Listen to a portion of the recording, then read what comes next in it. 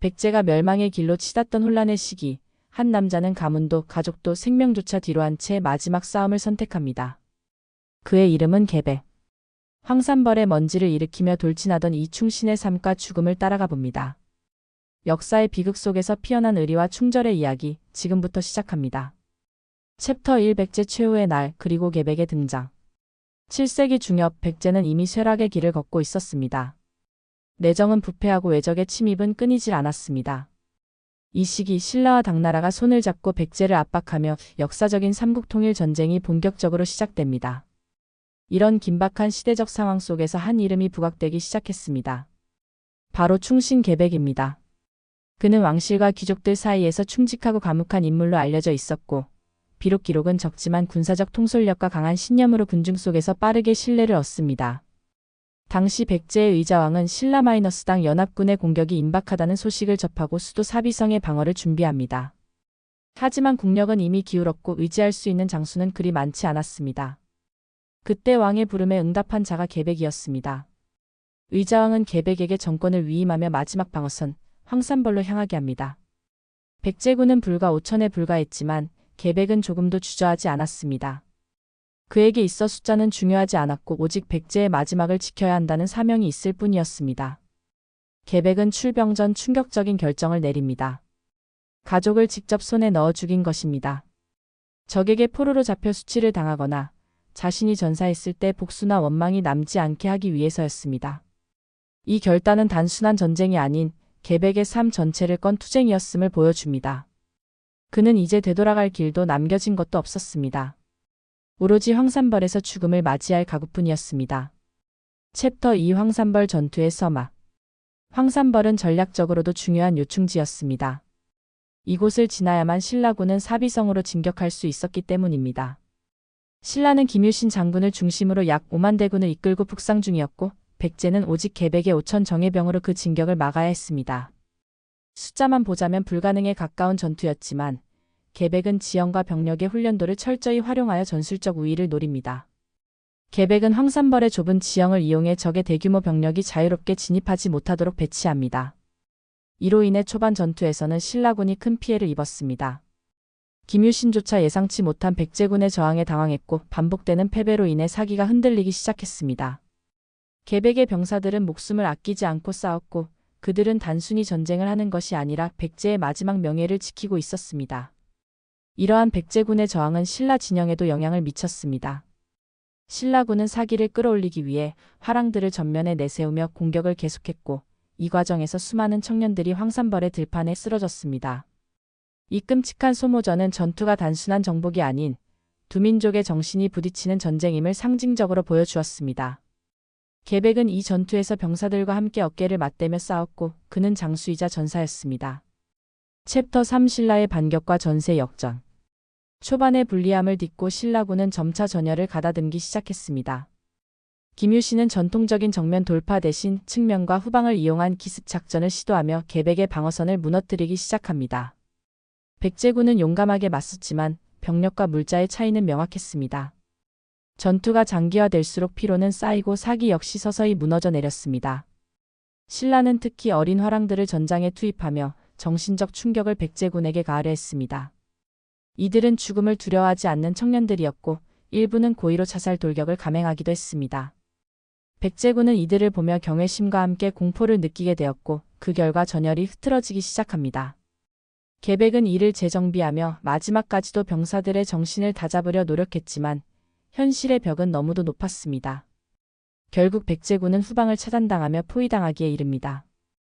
물자 보급도 끊기고 탈출로조차 막힌 상황에서 계백은 병사들에게 마지막까지 싸우기를 독려합니다. 그는 직접 선봉에 나서며 전장을 누볐고 피투성이가 된 채로도 검을 놓지 않았습니다. 그의 전투는 단순한 전술이 아닌 충절의 상징이 되어 적진 깊숙이까지 기억에 남는 장면을 만들어냅니다. 하지만 결국 숫자의 차이는 운명을 갈랐고 계백은 전사하고 맙니다. 챕터 4 계백의 죽음 그리고 남겨진 이야기. 계백이 전사한 후 황산벌의 전장은 고요해졌습니다. 신라군은 승리를 거두었지만 이 승리는 결코 기쁘지 않았습니다. 너무 많은 이들이 죽었고 그 중심에는 계백이라는 한 충신의 피와 눈물이 있었습니다. 그의 용기와 충절은 신라 장수들조차 감동시켰고 김유신은 계백의 죽음의 경위를 표하며 예를 갖추었다는 전설도 전해집니다. 계백은 비록 패장이었지만 그의 죽음은 백제 민중들의 가슴에 강한 인상을 남깁니다. 그는 나라가 기울어져 가는 순간에도 마지막까지 왕과 나라를 위해 몸을 던졌으며 그 정신은 후세까지도 전해집니다.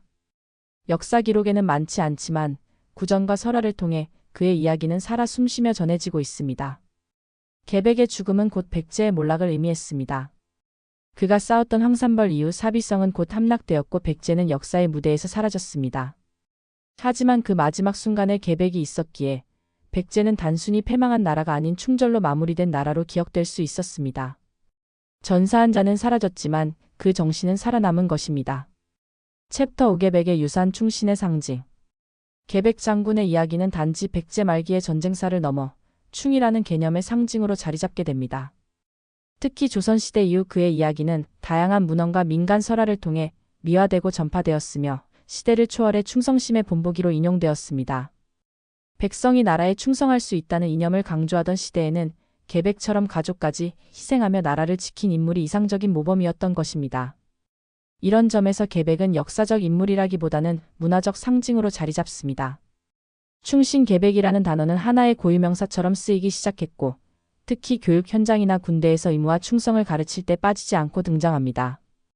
그의 이야기는 연극, 영화, 드라마로도 재현되며 대중문화 속에서도 그 의미가 재해석되어 살아남습니다. 그의 실제 모습은 기록이 적어 구체적인 사실관계는 논란의 여지가 있지만 중요한 건 그가 남긴 이미지입니다. 나라를 위해 자신을 버릴 줄 아는 지도자, 그리고 죽음 앞에서도 한치의 흔들림 없이 싸운 군인. 계백은 인간이 지닌 최고의 윤리적 덕목을 집약한 인물로서 후대에 큰 감동과 교훈을 남겼습니다. 챕터 6 계백의 가족과 인간적 고뇌. 계백이 황산벌 전투 전에 가족을 죽였다는 전설은 많은 이들에게 충격으로 다가옵니다. 그러나 이 이야기는 단순히 극적인 요소를 넘어서 계백의 인간적인 고뇌와 결단을 상징합니다. 그는 단지 장군이 아니라 남편이자 아버지였습니다. 그가 가족을 죽였다는 이야기가 사실이든 아니든 그것은 그가 얼마나 극단적인 상황 속에서 자신을 단념했는지를 보여주는 서사장치입니다. 당시 백제의 사회구조상 패배한 장수의 가족은 적국의 포로로 잡혀 수치를 당하거나 노비로 전락하는 것이 일반적이었습니다. 계백은 이를 미연에 방지하고자 한 것으로 해석됩니다. 하지만 그 선택이 그의 내면에 어떤 흔적을 남겼을지는 누구도 알 수 없습니다. 비록 그는 군사로서 싸웠지만 인간으로서의 괴로움은 여전히 존재했을 것입니다. 이러한 계백의 내면은 후대에 의해 다시금 재조명됩니다. 단순한 충신이 아니라 슬픔과 비애를 품은 인간 계백. 그의 이야기가 감동을 넘어서 공감으로 이어지는 이유는 바로 이러한 인간적인 면모 때문입니다. 사람들은 그의 강인함 속에서 동시에 연민을 느끼며 그의 고통을 함께 떠안고 기억하게 되는 것입니다. 챕터 7 계백과 김유신 두 영웅의 교차. 황산벌 전투는 단지 백제와 신라의 전투가 아니었습니다. 이 전투는 두 위대한 장수 계백과 김유신의 정신적 대결이었습니다. 김유신은 신라 역사상 가장 위대한 명장으로 평가받으며 수많은 전투에서 승리를 거둔 인물입니다. 그러나 그는 황산벌에서 단순한 군사적 승리가 아닌 상대의 정신력 앞에 경의를 표하게 됩니다. 전투 중 김유신은 계백의 전략과 결단, 병사들의 사기에 놀랐고 그가 이끄는 백제군이 단순한 패잔병이 아님을 느끼게 됩니다. 계백은 숫자와 무기의 열세 속에서도 진심으로 나라를 위하며 싸웠고 김유신은 그 진심을 전장에서 마주하게 된 것입니다. 일부 기록과 구전에서는 김유신이 계백의 시신을 거두어 장례를 치러주었다는 이야기도 전해집니다. 이러한 두 장수의 교차는 한국사에서 매우 상징적입니다. 한 명은 패자이고 한 명은 승자였지만 둘 다 영웅으로 남았습니다. 그들의 만남은 단순한 역사적 사실을 넘어서 이상적인 군인의 정신과 리더십을 동시에 상징하는 장면으로 기억됩니다. 그리고 우리는 그 장면에서 역사 이상의 감동을 얻습니다. 챕터 8 오늘날 계백을 다시 보다. 현대사회에서 계백은 단지 충신으로만 기억되기에는 아까운 인물입니다. 그는 위기의 순간에 리더가 어떻게 행동해야 하는지를 보여주었고 또한 인간으로서 무엇을 포기해야 하는지를 극적으로 보여주었습니다. 그의 이야기는 지금 이 순간에도 많은 사람들에게 영감을 줍니다. 특히 국가와 공동체를 위해 개인의 안위를 희생하는 정신은 어느 시대에나 필요한 가치입니다. 교육계에서는 계백을 통해 윤리와 역사, 리더십 교육을 시도하고 있으며 군에서는 충성과 책임감의 상징으로 그를 기억하고 있습니다. 뿐만 아니라 영화나 드라마에서도 그의 이야기는 끊임없이 재해석되며 대중들과의 소통을 이어갑니다. 매년 충남부여에서는 개백제가 열려 그의 업적을 기리고 지역 정체성을 높이는 계기가 되기도 합니다. 개백은 더 이상 과거에만 머물지 않습니다. 그는 오늘날에도 여전히 살아 숨쉬며 우리가 어떤 삶을 살아야 할지 고민하게 만듭니다. 역사 속의 한 인물이 아니라 살아있는 가치로서 개백을 바라볼 때 우리는 과거에서 미래로 이어지는 진정한 교훈을 얻을 수 있습니다. 개백 장군은 백제의 마지막을 온몸으로 감당한 인물입니다. 그는 단순한 장수가 아닌 삶과 죽음을 초월한 충절의 상징이었습니다. 황산벌에서의 죽음은 끝이 아닌 시작이었고 그의 이야기는 시대를 넘어 오늘날까지도 깊은 울림을 줍니다. 역사의 한 페이지를 장식한 이 인물이야말로 진정한 시간의 얼굴이 아닐까요?